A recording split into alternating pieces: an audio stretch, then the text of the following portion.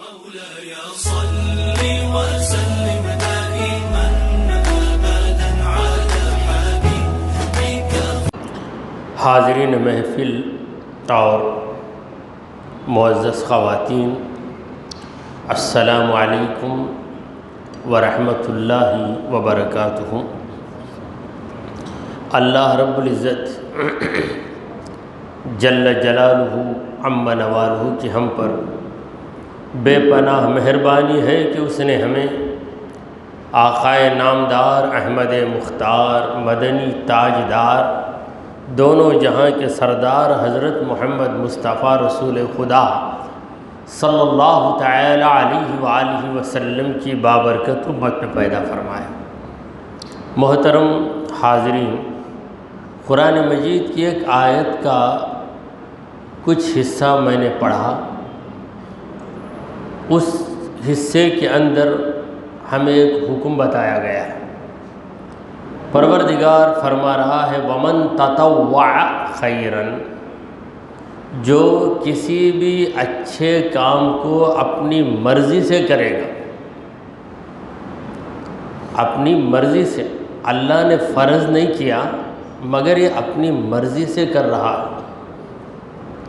فَإِنَّ اللَّهَ شَاكِرٌ، تو یقیناً اللہ اس کے عمل کی قدر کرے گا۔ علیم، اللہ تعالیٰ اس کی نیت کو جانتا ہے۔ کوئی بھی اچھا عمل، بہت سے اعمال ایسے ہیں جسے لوگ یہ کہہ کر منع کر دیتے ہیں کہ اللہ نے تو حکم نہیں دیا۔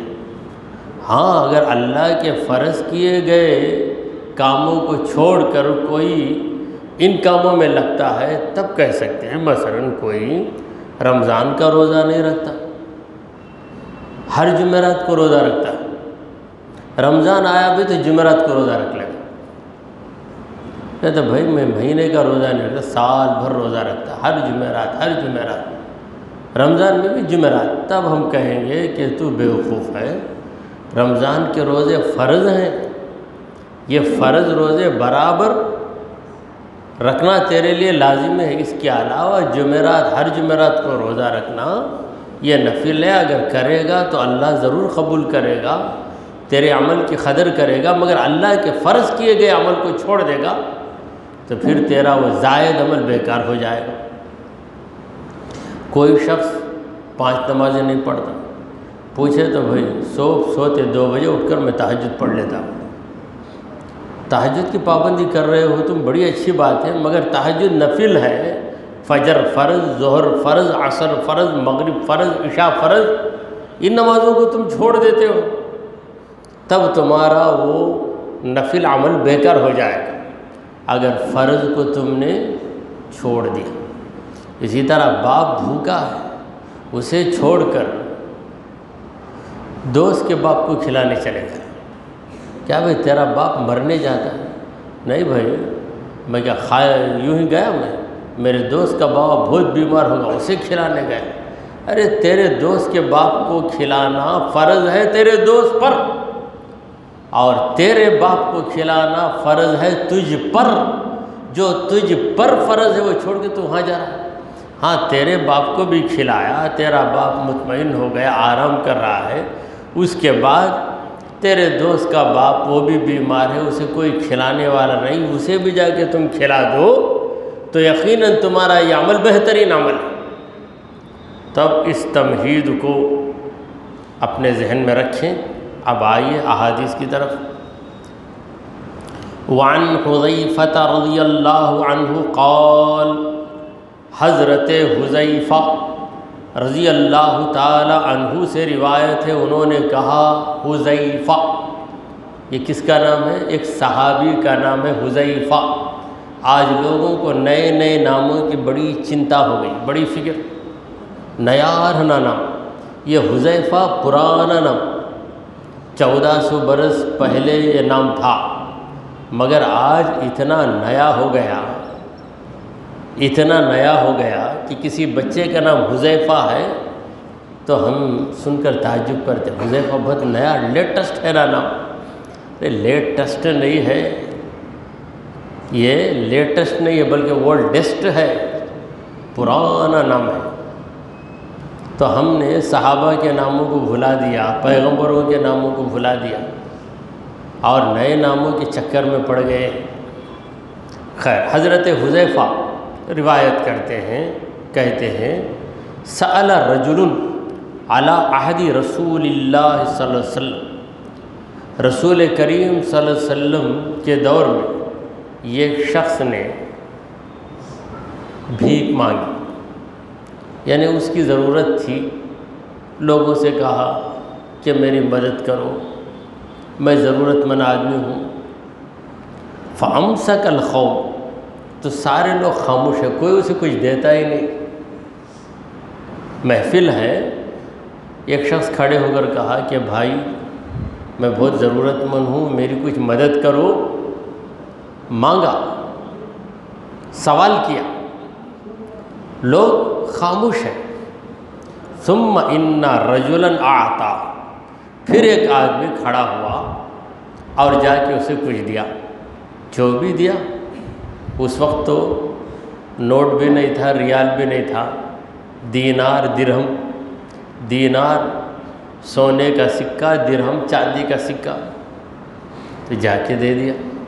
یہ ایک آدمی دیا. فَأَعْطَى الْقَوْمُ، جب وہ آدمی دیا تو اسے دیکھ کر دوسرا دیا، تیسرا دیا، چوتھا دیا، سب لوگ دے دیے اس کو، یہاں تک کہ اس کی جھولی بھر گئی، مراد پوری ہو گئی. جو چیز اس کے لیے ضروری تھی وہ چیز اسے مل گئی. تب اس میں غور کرنے کی بات یہ ہے کہ اگر وہ آدمی نہ دیتا تو دوسرے بھی نہیں دیتے. انسانوں کا حال بھی بکروں کی طرح، ایک بکرا بھاگتا ہے تو پورے بکرے اس کے پیچھے بھاگتے. ایک آدمی کوئی کام کر دیا تو اسے دیکھ کر سارے لوگ کرتے ہیں، مگر عقل مند لوگ ایسا نہیں کرتے. کبھی کبھی کر لیتے مگر کرنے کے پہلے سوچتے وہ کیا اس لیے میں کروں، یہ برابر نہیں ہے، یہ کام میرے لیے صحیح ہے یا نہیں، یہ سوچ کے کرنا. کہیں کہیں ہم دیکھتے ہیں مقدس مقامات پر اچانک ایک صاحب جا کے دروازے کو بوسہ دے دیا. کئی لوگ کیوں بوسہ دیتے ہیں؟ اسے پوچھے مجھے معلوم، انہیں دیا بول کو میں دیا. اسے پوچھے تم کیوں میں بوسہ دیا؟ وہ دیا بول کے میں دیا. آخر پہلے آدمی کو پوچھے کیا ہے کہ میرے دل میں آیا میں دیا وہی بولتا. تو لوگوں کی حالت ایسی ہے کہ وہ کیا بول کے میں کیا. تو یہاں پر خیرات کا معاملہ، لوگ خاموش ہیں. کیوں خاموش تھے؟ شاید انہیں اس آدمی پر شک ہو گیا یا دل کے اندر ہمدردی کا جذبہ نہیں آیا. تو ایک شخص اٹھ کے جب اسے دیا تو دوسرے لوگ بھی دینے لگے. فقال رسول اللہ صلی اللہ علیہ وسلم، تو اس وقت پر اللہ کے رسول محمد مصطفیٰ صلی اللہ علیہ وسلم نے فرمایا، یعنی یہ واقعہ حضور کے سامنے ہوا. حضور نے کہا من سن خیرن، جو کسی اچھے کام کو ایجاد کرے گا، یعنی آدمی اچھا کام ایجاد کیا ہے، وہ غریب کھڑے کا کھڑا رہ جاتا، یہ اس کو دیا تو اسے دیکھ کر کئی لوگ دیے، تو اس نے نیکی کا کام ایجاد کیا ہے، یعنی شروع کیا ہے. فَاسْتُنَّ بِهِ، اگر کوئی شخص ایک اچھا کام جاری کر دے تو اس ایک اچھے کام کو دیکھ کر لوگ بھی اس پہ عمل کرنے لگیں، کان لہو اجرہ، تو ایسے آدمی کو اس کے عمل کا اجر تو ملے گا. ومثل اجور من تبعہ، جو اسے دیکھ کر وہ اچھا عمل کیے ان کو بھی وہ اجر ملے، ان کا اجر بھی اسے ملے گا. مثلاً محفل ہے، ایک صاحب لا کے یہاں پہ تقسیم کیے تبرک، بسکٹ یا کوئی بھی چیز، تو دوسرا آدمی دیکھا اچھا تقسیم کر سکتے کیا، تو دوسرے بار لگے دوسری چیز تقسیم کر رہا. تو پہلے جو تقسیم کیا اس کے تقسیم کرنے کو دیکھ کر دوسرے کے دل میں بھی وہ خیال آیا. تو خیال آنے کی وجہ اس کا یہ عمل تھا، لہٰذا پہلے جو اچھا عمل کیا اس عمل کا بھی اسے اجر ملے گا، اس کا دیکھا دیکھی کئی لوگ جو اچھا عمل کریں گے تو ان سب کا ثواب اسے بھی ضرور ملے گا۔ غیر منقص من اجورہم شیئا، مگر ان لوگوں کے اجر میں کوئی کمی نہیں آئے۔ مثلا ایک شخص نے سب سے پہلے اپنے گھر میں حج سے آئے ہوئے حاجی صاحب کو بلا کر ان کی دعوت کروائی، ان کی عزت کی اور دعا کی محفل رکھی، تو اسے دیکھ کر دوسرے صاحب سوچے کہ میں بھی کر سکتا ہوں، تیسرے صاحب سوچے میں بھی کر سکتا ہوں، یا کوئی بچہ حافظ قرآن بنا تو حافظ قرآن کو خوش کرنے کے لیے کسی نے اسے ایک تحفہ دیا، تو وہ دیکھ کر یہ پوچھا کیا بھائی تحفہ دیا سو بچے کو؟ نہیں، وہ بچہ حافظ بن گیا ہے، اس خوشی میں میں تحفہ دیا۔ ویسا کیا؟ تو اس کے دل میں بھی خیال آیا بھائی بھی کچھ تحفہ دوں۔ پھر تیسرے کے دل میں خیال آیا تو پہلا آدمی جو دیا تحفہ اسے اس تحفہ دینے کا اجر ملے گا، اس کو دیکھ کر کئی لوگ جو تحفہ دیے ہیں ان کا ثواب بھی اسے مل جائے گا، مگر ان لوگوں کے ثواب میں کوئی کمی نہیں آئے گی۔ ومن سن شرن، اور جو شخص کسی برے کام کو ایجاد کرے، برے کام کو ایجاد کرے گا، جیسے کہ کئی برے کام جو پہلے نہیں تھے اب ہے۔ نکاح کی محفل، ابھی نکاح ہوا ختم، 11 بجے 11:30 بجے نکاح ہوا، 12:30 بجے 12 بجے دولہا دلہن دونوں اسٹیج پہ بیٹھے، دعوت کھا کے اترنے والے دولہا سے ملنے آئے تو دلہن بھی ہے۔ یہ کیسا بھائی؟ تمہیں کیوں بھائی کرے؟ بھائی سب بھی کرتے بول کو میں کرا سکتا۔ پہلے کون کیا تھا؟ مسلمانوں میں عادت نہیں تھی، جہاں تک مجھے یاد ہے، میرا شعور ہے، میرے بچپن میں یہاں تک کہ ہماری عمر 30-35 سال تک کی تھی تو اس وقت تک بھی ایسا یاد نہیں ہے۔ اب چند سالوں سے یہ فیشن بن گیا، اب اس میں سب لوگ آتے، بڑے لوگ بھی آتے، نوجوان بھی آتے، مسلمان بھی آتے، ہندو بھی آتے، سب آتے۔ اگر وہ بچی جس کا نکاح ہوا وہ اپنے ماں باپ کے گھر میں برقع پوش خاتون رہی، اس کے چہرے کو کسی نے نہیں دیکھا، اس کا چہرہ سب دیکھتے، اب اگر لڑکی والے گزارش کرتے بھائی ہماری بچی کو ایسا مت کرو، شادی تک ہی تمہاری بچی، شادی کے بعد ہماری بچی، شادی کے بعد ہماری بچی، کیونکہ تم شادی کے پہلے اسے حیا کے ساتھ رکھے، ہم اسے بے حیا بنائیں گے۔ اب بے حیا بنا کر پلٹ کر ساس کو لات مارتی تو کھا لینا، تو اتنا بے حیا بنائی اسے، اسٹیج پہ کھڑو بولی نا تو ہماری عزت نہیں۔ جواب کیا دیتے؟ ہماری عزت نہیں، کیا عزت ہے؟ تیری بہو کو تو سب کے سامنے نیلام کر رہی ہے، مسلمان نوجوان بھی آ رہا ہے، اس سے بڑھ کر ایک ہندو غیر مسلم نوجوان بھی آ رہا ہے، سب تیری بہو کو دیکھ رہے ہیں، تو بے حیا بنی، کل تیری یہ بہو تجھے پلٹ کر لات ماری گھر سے باہر نکالی تو نکلنا ہی پڑے گا، کیونکہ وہ بولے گی اسٹیج پہ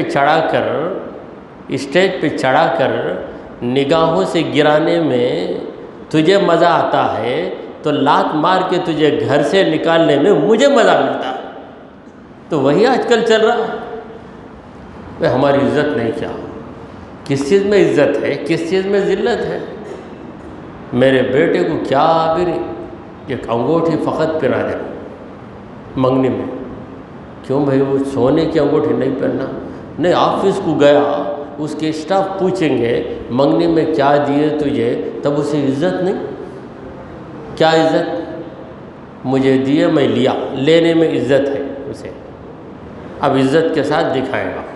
خدا کے پاس عزت نہیں ہے نا، پروردگار کو پسند نہیں، مرد سونے کا زیور پہنے یہ اللہ کو پسند نہیں ہے۔ تو آج مسلمانوں کا ماحول اتنا خراب ہو گیا، دین سے ناواقفیت بڑھتی جا رہی ہے، دین سے دوری بڑھتی جا رہی ہے۔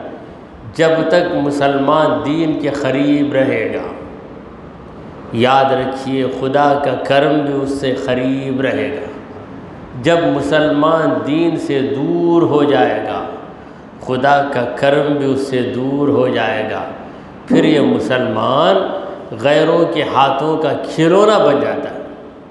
آج ہر مسلمان کو یہی فکر ہے، کیا حضرت ہوگا، NRC آگا تو کیا ہوگا، کیا ہوگا، مر کے جانے کے بعد خبر میں کیا ہوگا وہ فکر نہیں، کوئی پوچھتا نہیں اس کے بارے میں، کیا ہو جائے گا، کیا ہو جائے گا، کیا بھی نہیں ہوتا نا بھائی، نہیں بھیج ڈالیں گا کہتے نا ڈیٹینشن کیمپ میں بھیج جائیں گا، وہ ٹینشن بہت ہو گیا ہے، ڈیٹینشن کون بھائی بھیجے گا؟ جب تک اس زمین پہ ہمارا نام ہے کوئی نہیں بھیج سکتا۔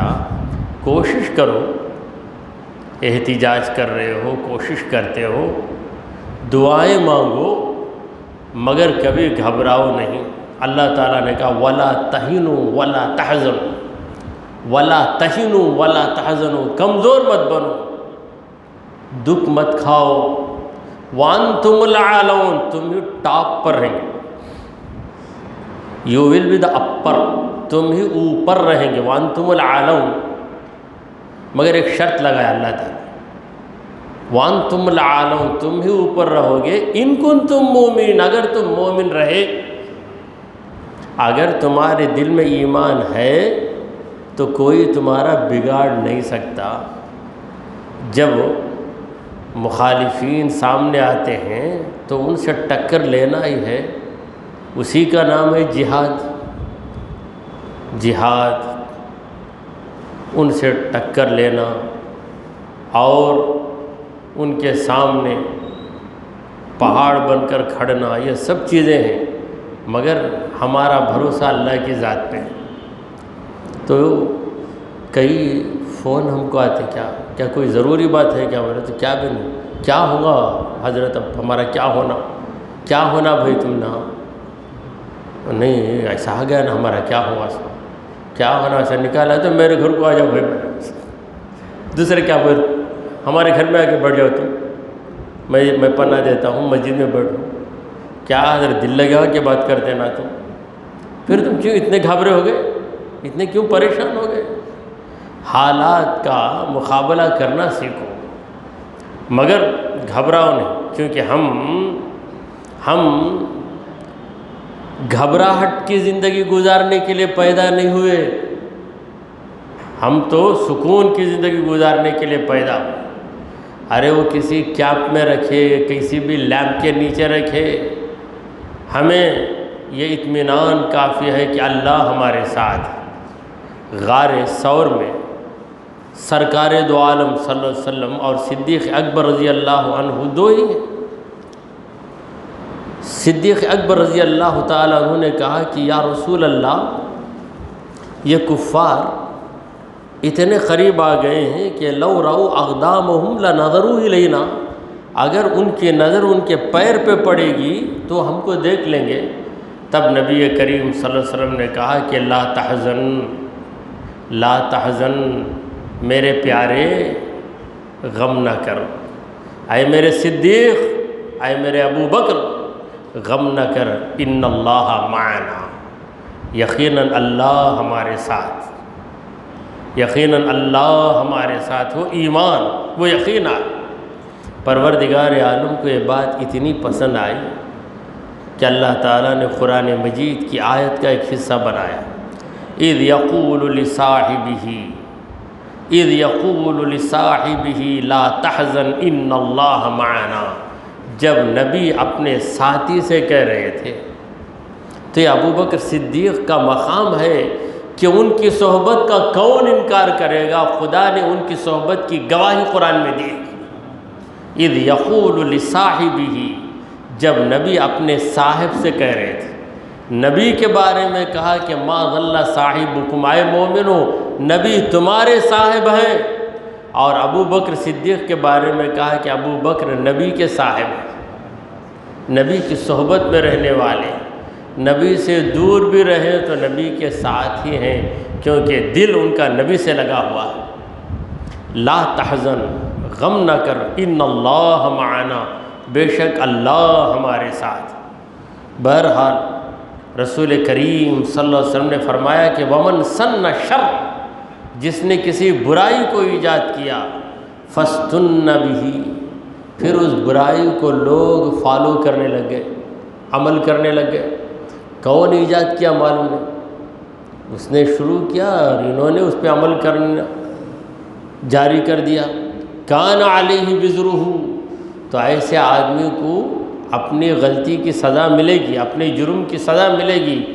ومثل اوزار من تبعہ غیر منتقص من اوزارہم شیئا، جتنے لوگ اس کے پیچھے چلیں گے ان لوگوں کی سزا بھی اسے دی جائے گی، مگر ان کی سزا میں کمی نہیں آئے گی۔ یعنی ایک شخص نے کوئی غلط کام کیا، اس غلط کام کو دیکھ کر کئی لوگ وہی غلط کام کرتے ہیں، تو ان تمام کا وبال، ان تمام کی سزا اسے بھی ملے گی اور ان کو بھی ملے گی۔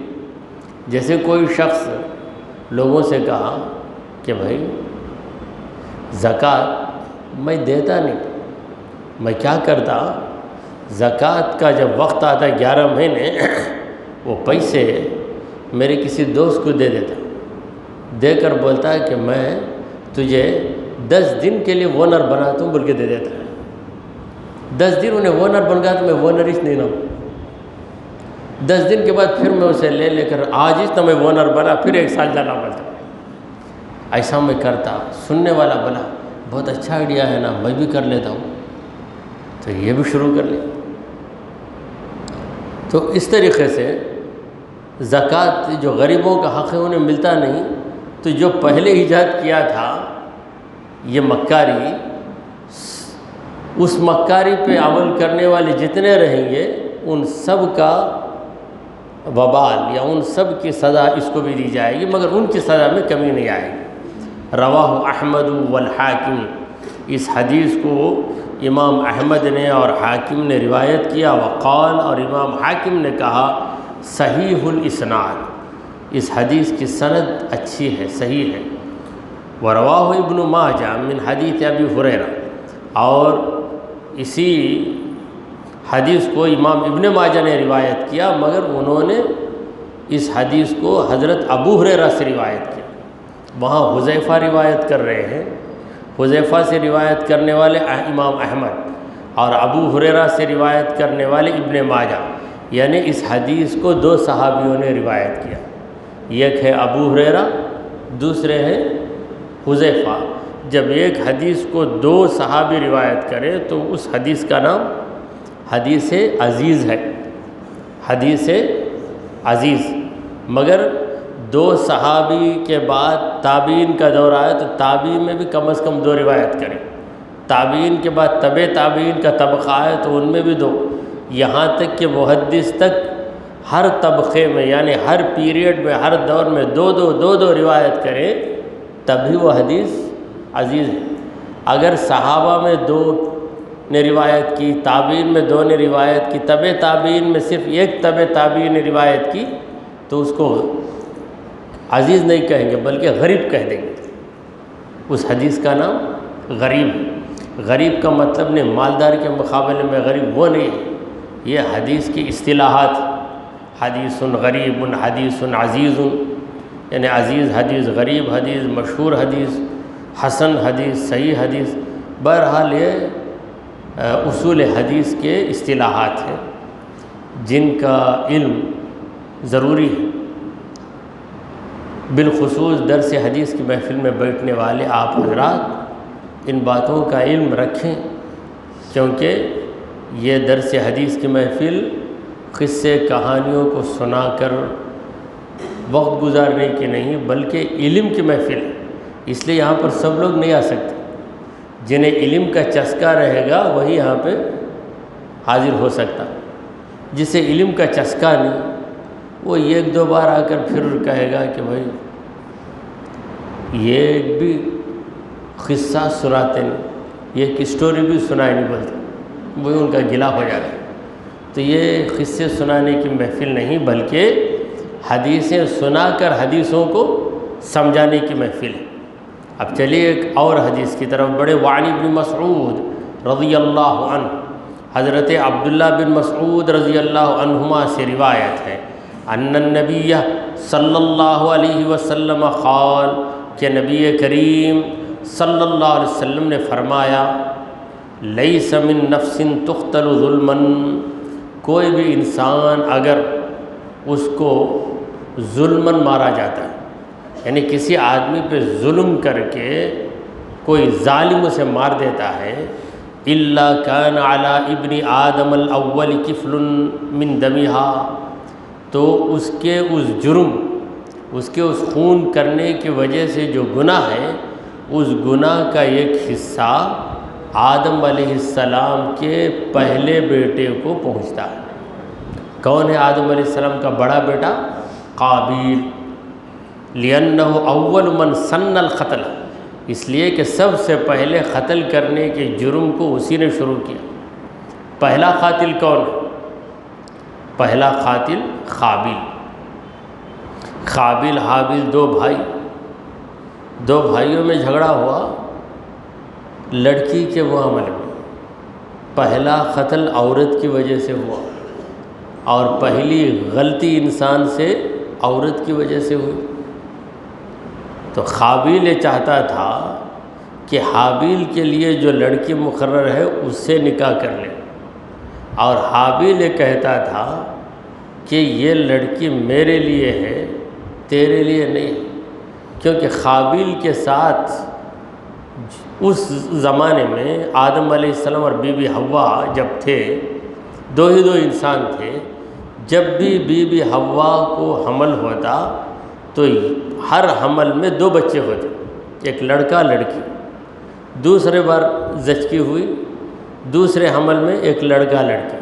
پہلے حمل کا لڑکا دوسرے حمل کی لڑکی کے لیے جائز، اور دوسرے حمل کا لڑکا پہلے حمل کی لڑکی کے لیے جائز۔ ایک ہی حمل میں پیدا ہونے والا لڑکا لڑکی وہ سگے بھائیوں کی طرح ہے، اور دوسرے حمل میں پیدا ہونے والا بھی سگا بھائی تھا۔